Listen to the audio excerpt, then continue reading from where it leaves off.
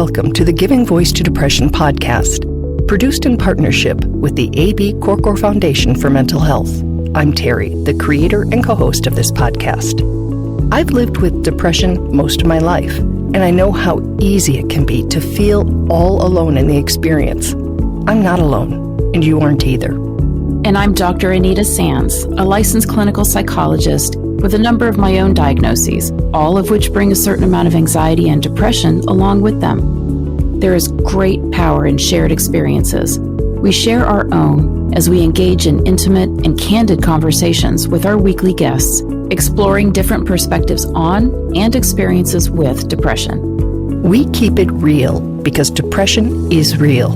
We keep it hopeful because there truly is hope, in spite of what depression tells you. Hi, Terry. Hello, Anita. So when exploring a topic as big as mental health, or even the more specific focus of depression, it's pretty common to have either a macro or a micro lens on the topic. Those of us with depression might see our experience as the experience. If we shut down and isolate when we're in it, we might think that's the way depression manifests for everybody. But some people get angry, or something else entirely. And then there are the researchers and experts who studied depression, but not lived it. And they look at the numbers and trends and depression's relationship to trauma, mental health care access, and even suicide. And theirs is that broader 30,000-foot view. Both are important and valid, the personal and the broad view. So it's a real bonus when a guest speaks to both their own experience and the larger experience of mental health challenges. Last week, Lacey shared with us how her depression, panic disorder, and bulimia surfaced in her early teens, how her family, though resourced and caring, just didn't have the tools to understand and talk about those challenges, as well as the role that therapy played in her self-care and recovery. So today we continue our conversation with Lacey, one we excavated from our archives because there is so much value in it that we want our newer listeners to hear it. In this conversation, Lacey shares what she's learned from both being a long-term therapy patient and now a mental health care provider. Here now is Lacey giving her voice to depression.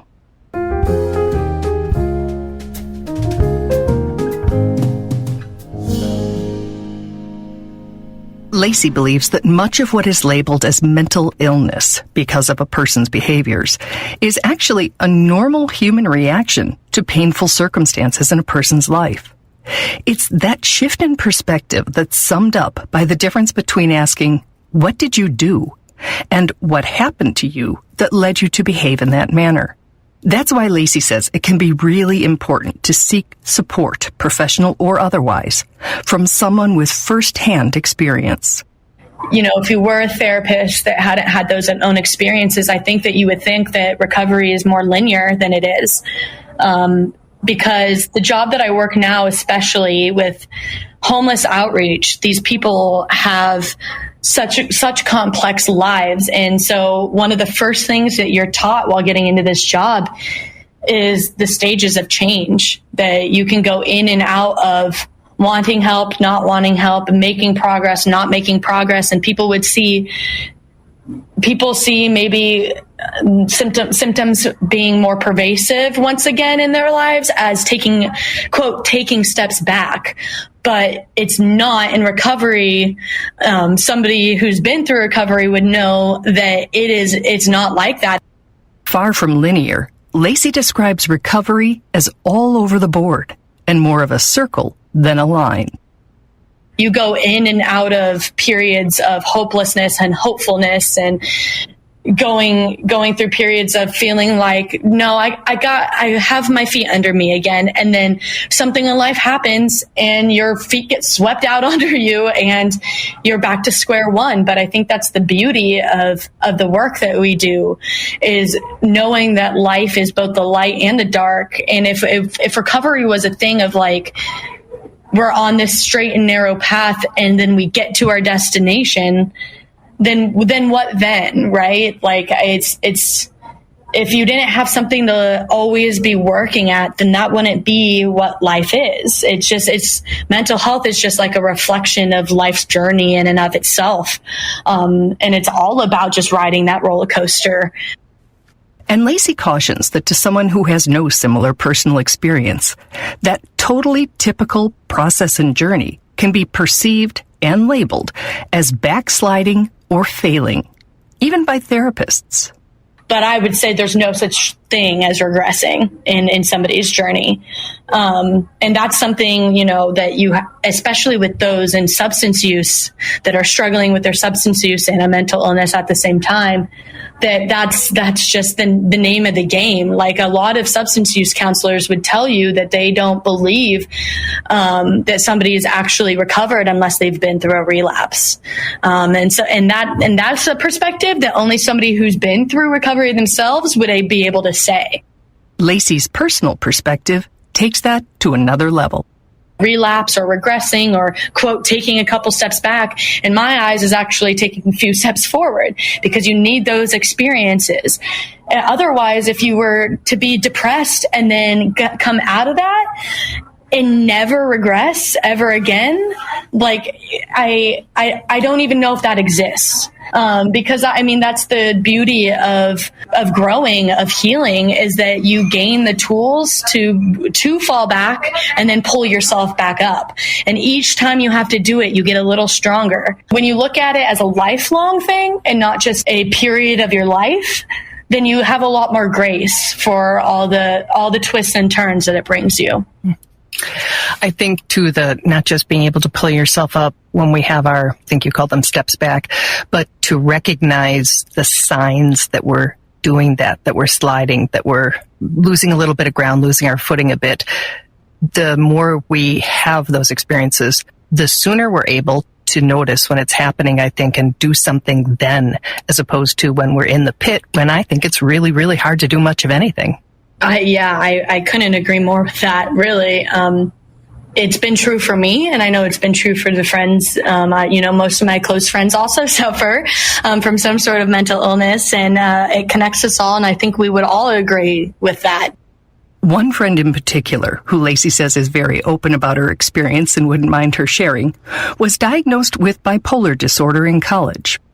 For her, when she starts feeling those symptoms coming up, instead of going out of her way to avoid it by working harder or going out with friends and drinking it away, or, just distracting herself with various things, she actually takes the moment to identify those things and just sit with them. And now she calls me when she's feeling those things come up.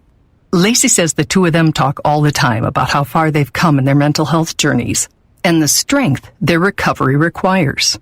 And I say strength, but, it's our own version of strength, and that we know that there's strength in weakness, and that we're able to hold on to that weakness and not avoid it, not run from it, and have it be something that basically is another excuse to bond with people, to reach out to the people who love you despite the things that you're feeling, or even because of the things that you're feeling. Those dark parts of my friends are the reasons why I'm so close to them. And I love those parts of them just as much as I love the parts of them that society deems more acceptable. I couldn't agree more with that. Interesting. So when a total stranger called you and asked if you would like to talk about depression on a podcast, was there anything that you thought, I want to make sure I say this, or this is something that I know that I think people need to hear? The audience pretty much is people with depression, hopefully also people who want to better support people in their lives who do have it. I would say, as far as people who are wanting to help others, or even just like people with depression who are wanting to explain to others how to best help them, is I would say that most people in my life, when I bring things up like this, or at least in the beginning, the awkwardness that surrounds these conversations, because people don't know what to say. They feel like they need to say something that will fix it. something that will help that person like in that moment. And I think in that case, the most important thing you can do is recognize that there is no perfect thing to say and that that person just needs somebody to sit and hold space with them. I was really, really, really looking for somebody just to let me sit next to them and cry, and get a hug and be told that it was okay to feel whatever I was feeling, and that person didn't need to understand it. Another really helpful and important message for anyone trying to support another person who needs us is to never ever assume that letting you know they're struggling is an easy thing. And for those of us wanting and needing support, I think it's very important for people who are going through it to find somebody, whether that's a therapist or a close friend or family member that can be trusted, to just tell them like, look, hey, when I'm going through this, I just need somebody to help hold space for these emotions because they're bigger than me sometimes.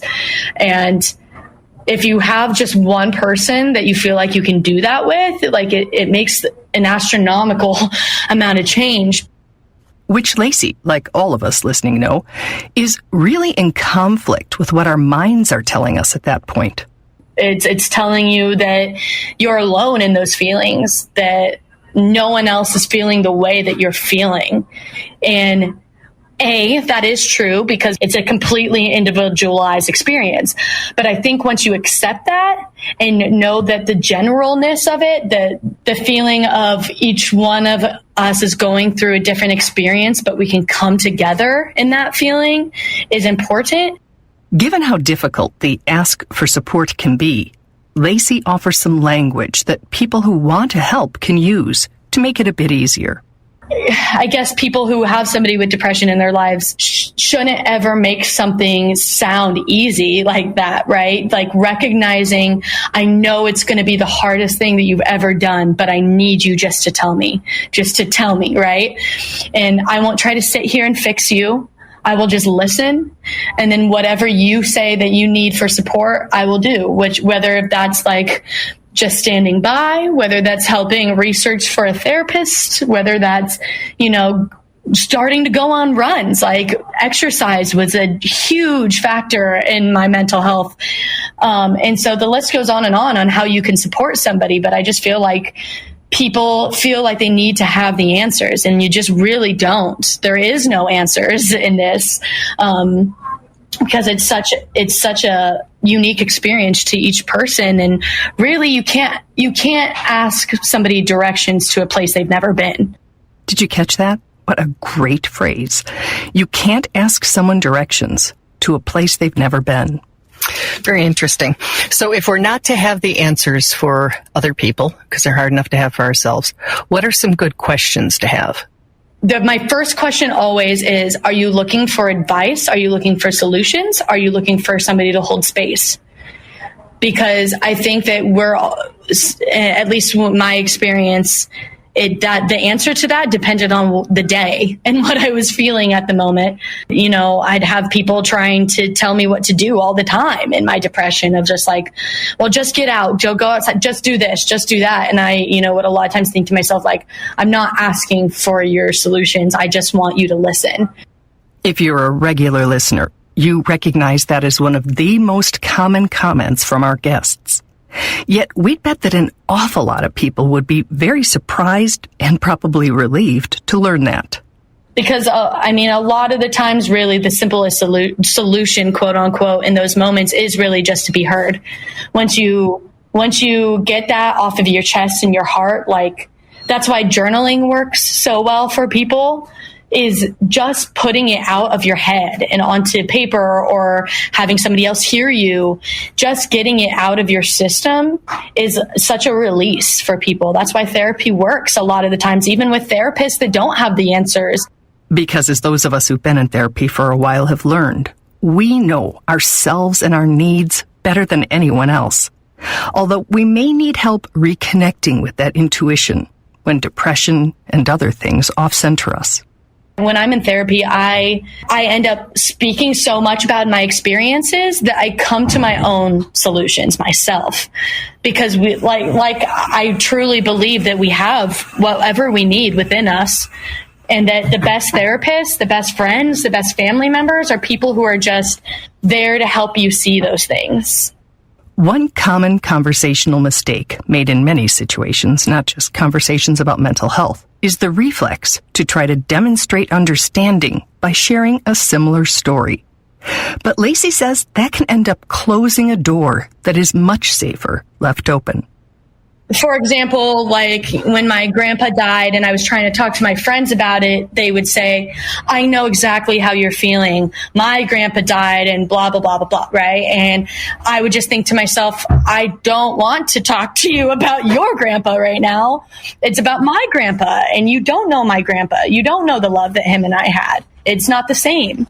Lacey says she understands that people have really good intentions when they talk like that, and that they're just trying to use their experience as a way to connect with another person, in theory. In reality, they're just ostracizing them and making them feel as though like the conversation is being turned away from them. And somebody who's suffering from depression, who is already having a hard time bringing those things up, making them feel like it's about you and not them is going to make them feel like, well, why did I even bring this up to begin with? I can barely even contemplate my existence, let alone your existence and your feelings right now. So I guess now that I say all that, it's more of what you don't say than what you do say. I think the less words in this circumstance, the better. The more you can get them to talk, and the less you talk, unless they're specifically asking otherwise, is important and something that I think is very undervalued. I would agree, because the average human isn't heard. You know, you might listen to them, but hearing them is such a different thing that when we have the opportunity to do that for someone, it is a gift, and it in itself can be healing, I think. Oh, yeah. A lot of my clients have never been heard by a single individual in their entire lives, and it makes them very angry. And, you know, anger is a secondary emotion. And a lot of the times that first emotion is just sad, is depressed, is hurt. And, you know, they spend all their lives trying to tell people that they're hurting and then just not being heard. And then they realize that anger will get them further, because people are forced to address anger more than sadness. And this, I mean, that's not just for people with mental illness, but for everyone in general, is like knowing in life that above all that humans just want to be seen and heard is something that can change your interactions with everyone and anyone that you have a relationship with.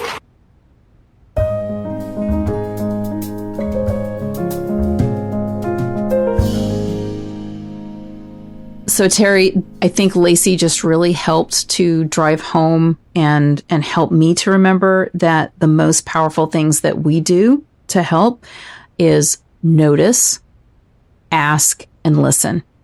And those seem like maybe to the average person, it feels like you're not doing anything. But again, those are the most powerful things. We need to notice if somebody is not doing well.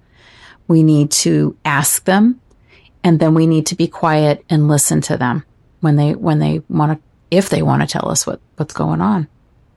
I'm going to add two things. First, I'm going to say, and re-ask, because I think that when you ask someone how they're doing, they're going to say fine. It's what we've all been conditioned to say. Oh yeah. You have to get that out of the way first. Exactly. And then you have to say, no, how are you doing really? Exactly. No, I really want to know. And then listen, there have been some themes over 7 years of interviewing people that consistently come up. And I'm really not sure that anyone, when I said, what would have helped? What do you want? What do you wish someone did? What is your advice for someone with a partner or friend or a child with a mental health condition, who hasn't replied that?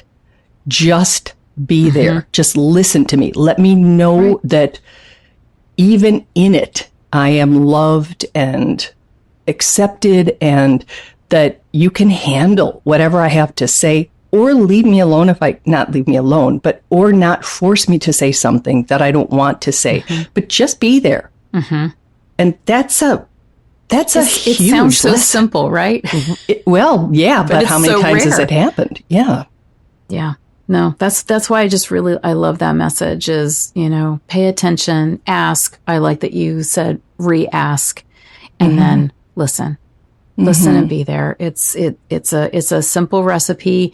It doesn't require that you have years of experience working with mental health, issues. It's just, the best of your humanity reaching out to another human. And I have shared in the past that I had a friend who, when he was in it, just wanted to be left alone, physically alone. And he would say, I will resurface in 3 or 4 days. I'll be in touch.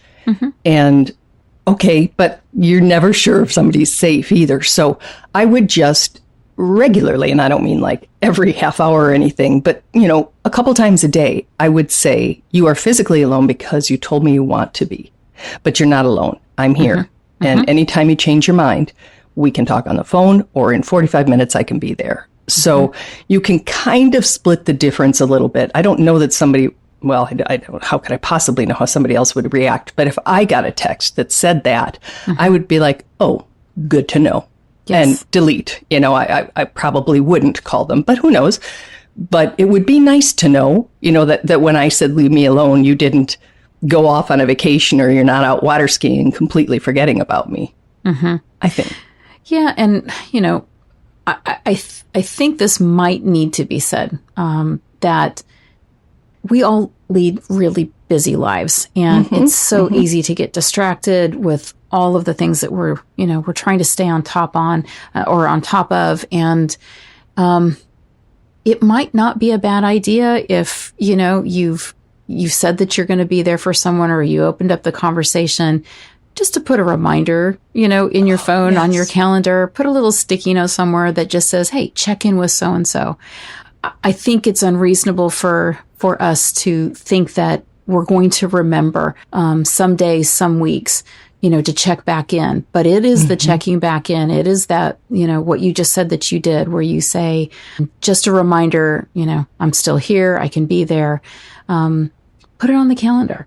Yeah, that's a great piece of advice. Put it out where it will remind you. It doesn't make you a bad person that you have to remind yourself to check in with someone. In fact, that might be the thing that makes the difference. Yes. And I have a friend who I will ask first, because you never know where somebody is exactly. But I'll say, are you in a space where you can handle something funny, or you would welcome something funny? And that's sort of our language with each other. And then we might have a little volley, and she'll say, like, keep it coming or something. And I'll send 3 or 4 things that I know are her sense of humor. Yes. And then I stop because, she's in bed and doesn't really want to engage a whole lot. But for that little exchange, she knew I cared, that I'm there, that I'm thinking of her. And she probably smiled or hopefully laughed if I chose things that resonated with her. So there are so many ways. And Oh, yeah. I'm going to just flip now from being there for somebody else to one of the comments that Lacey made about being there for ourselves, essentially. And it's a line that she said, the beauty of growing and healing is that you gain the tools to fall back on and then pull yourself back up. And each time you have to do it, you get a little stronger. And I really liked that, because a lot of us aren't really depending on somebody else, or can't, or whatever. And we have to be able to take care of ourselves too. And I like that, it's not turning it into a good thing, because there is absolutely nothing about being in a depressive state that is good. But the next time you can glean some information from that experience to help you get out a little earlier, or as I said, with less damage. Yeah, I mean, it really does challenge that myth that, you're a failure if you have a relapse or a resurgence of depressive symptoms, that somehow you're doing something wrong if they're back, So yeah, just that idea that relapse or regression is a part of both the recovery process. It's also the part of certain disorders. They're you don't get better in a straight line. So ups and downs and working with those. And again, what she's saying is that you learn something that can help you, the next time. It's a very optimistic, positive way of looking at something that really feels awful when it's happening. It really feels awful when it's happening. Absolutely. So thank you, Lacey, especially for having taken time during a vacation to talk to us. And thank you, Anita. It's always so nice to have somebody with your experience weigh in on these ideas and topics. Thanks, Terry. And please remember, if you'd like, you can leave a voice message for us at the givingvoicetodepression.com website, or join us on our Facebook community, because we would love for you to be a part of this.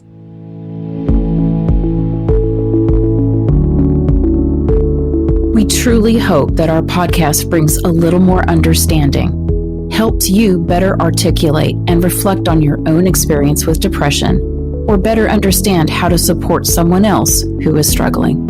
If this episode has been of comfort or value to you, know that there are hundreds of others like it in our archive, which you can easily find at our website, givingvoicetodepression.com. And remember, if you're struggling, speak up, even if it's hard.